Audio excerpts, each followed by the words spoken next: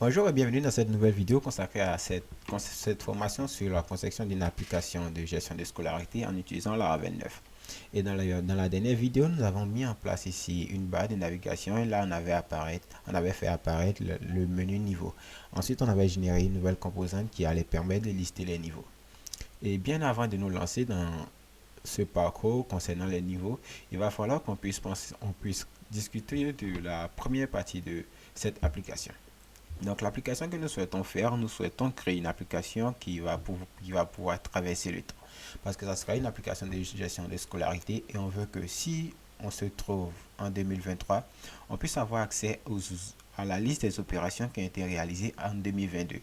Et que si on crée une nouvelle année scolaire, parce qu'on va créer des années scolaires, on va couper les opérations par année scolaire, on va vouloir avoir une année scolaire qu'on va pouvoir maintenir comme étant actif ou inactif parce que à chaque fois qu'on activera une année scolaire, toutes les opérations de l'application seront concernées par l'année scolaire qui est active et cela changera à chaque fois qu'on change la valeur de l'année scolaire active. Donc maintenant qu'on a cette petite idée en tête, on va pouvoir travailler. Et ce que je vais faire, c'est de créer ici une nouvelle migration qui va permettre à l'utilisateur de saisir une année scolaire, à l'utilisateur ou l'administrateur. Donc on va se rendre dans la console et là on va venir créer ici une nouvelle année scolaire. Là je vais faire juste un new terminal. Et ici je vais juste faire un coup de PHP artisan make modèle. Et ici le nom du modèle, plutôt que de l'appeler year, je vais l'appeler plutôt school year. Et ici je vais mettre un tiret M pour lui dire que je souhaite générer en même temps des migrations. Là, ici si je fais un coup d'entrée, il va me dire qu'il a généré ici le modèle et il a aussi généré la migration. Donc je vais réduire ça. Ensuite on va aller au niveau du dossier app http et plutôt que app ça sera app database et là on va retrouver le dossier migration et ici on va ouvrir la dernière migration. Et ici pour notre table année scolaire qui en anglais on va dire que on va avoir ici une chaîne de string et ici on va dire que ça sera school year parce qu'on va saisir l'année scolaire en prenant l'année actuelle et l'année suivante. C'est-à-dire si cette année scolaire c'est 2022-2023, on la saisira ici. Et ici encore on va créer un nouveau champ qu'on va appeler current year. Et là ça sera aussi de type string. Et là on va l'appeler current year pour qu'on puisse savoir en quelle année est-ce que ces opérations ont été effectuées. Parce que là, le champ school year, ça contiendra par exemple 2022-2023 ou année scolaire 2022-2023 ou année scolaire 2023-2024. Et c'est le champ current year, il prendra en compte l'année à laquelle l'année scolaire est. Parce que là, il y a une année scolaire 2022-2023, mais on dira que cette année scolaire a été créée en 2022. Ensuite, on va créer un autre champ pour notre section année scolaire et là, ça sera un champ qui permettra de vérifier si l'année scolaire est active ou inactive. Et ici, on va appeler ça active. Et ici, on va lui passer les valeurs. On lui dira qu'il y aura deux valeurs. On pourra être en 0 ou en 1. Et ici, on dira que par défaut, la valeur par défaut, ça sera 0. Parce que dans notre système, plus tard, on dira que si le champ actif est à 0, alors l'année scolaire n'est pas active. Et s'il est à 1, alors l'année scolaire est active. Et ici, lorsqu'on met ici un default de 0, on dira que par défaut, l'année scolaire sera plutôt inactive. Donc, une fois qu'on a fini de mettre en place la structure pour notre table d'année scolaire, on va pouvoir envoyer cette migration au niveau de notre base de données. Donc, pour envoyer cette migration, on a juste à faire ici un coup de PHP artisan et ici, on va faire un coup de migrate. Et là, il nous dira que la migration est bel et bien effectuée. Et si on se rend maintenant sur le site et qu'on va sur phpMyAdmin,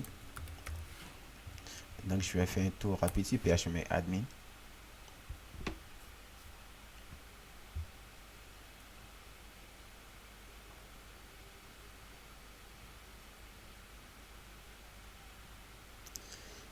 Et là, on déroule la base de données Laravel Scolarities. On va voir ici une nouvelle table Scholieuse. Et si on déroule ici Scholieuse, on verra nos champs ID et school year et current year et le created app et le updated app. Ensuite, maintenant que cette migration a été faite, on peut juste voyons voir qu'est-ce qui ne marche pas. Je vais juste enregistrer ça. Maintenant que cette migration a été créée, on va vouloir ajouter un nouveau menu ici, un menu qui va nous permettre d'enregistrer, d'ajouter des années scolaires. Donc on va aller au niveau de navigation-menu.blade.php dans le dossier view, et tout comme on l'a fait pour la section niveau, on va venir dupliquer ça, et ici on va juste l'appeler ici année scolaire. Donc là ça sera année scolaire. Donc si on fait ce qu'on actualise, on verra qu'on aura un nouveau menu année scolaire qui va apparaître ici. Et ici il va falloir lui assigner une nouvelle route. Donc pour assigner une route à ce menu là, on va aller dans le fichier web.php, et ici on va venir créer ici une nouvelle route. Donc là c'est ROEE, et ici on va dire qu'on a un, et là on dira qu'on a un préfixe, et le préfixe ça sera, on dira que ça sera settings, parce que là on dira que ça sera un écran pour faire ici une configuration. Et cet écran settings, on lui dira qu'on aura ici un groupe de fonctions qui va contenir ici un groupe de fonctions. Et lorsqu'on sera en méthode, lorsqu'on sera juste sur settings/juste, on va vouloir afficher une page différente. Donc ici on va mettre juste slash, et ici on va vouloir appeler un contrôleur. Seulement que là ici on va donner un name à cette route, et là ça sera settings. Ça sera simplement settings. Ensuite au niveau du navigation menu, navigation-menu.blade.php, là où est-ce qu'on appelle ici l'année scolaire, la route ici, on va lui passer le settings, parce que ce settings là on vient de le définir au niveau des routes, et on lui a donné ici le name de settings. Donc c'est pour cela qu'on a passé là-bas le name de settings. Ensuite ce qu'on va faire, c'est que pour cet écran setting, on va vouloir créer un nouveau contrôleur qui va permettre d'interagir avec tous les paramètres. Donc ici on va venir dans la console, et là on va créer un nouveau contrôleur. On va faire un coup de PHP artisan make contrôleur, et ici le contrôleur on va l'appeler, on dira que ça sera setting controller, parce que ça sera le school year. On peut simplement l'appeler school year controller. On va l'appeler school year controller. Et ici on va venir là où on fait la méthode get, on va juste venir ici faire un coup de school year controller. On va appeler le contrôleur. Là on va appeler la classe, et on dira que ici on va définir une méthode index. Et n'oubliez pas d'importer le contrôleur en question dans les premières lignes du fichier web.php. Et là encore une fois, je vais ici importer le school year controller.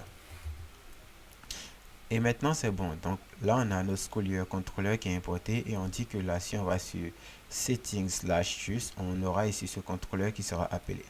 Et ici au niveau du school year controller, il va falloir que je crée ici cette méthode index. Donc ici on va faire un coup de public function index, et ici on va juste ici faire un return view. On va dire que ça sera settings, ça sera dans l'écran settings, et ici on va créer un nouveau fichier qu'on va appeler index dans l'écran settings.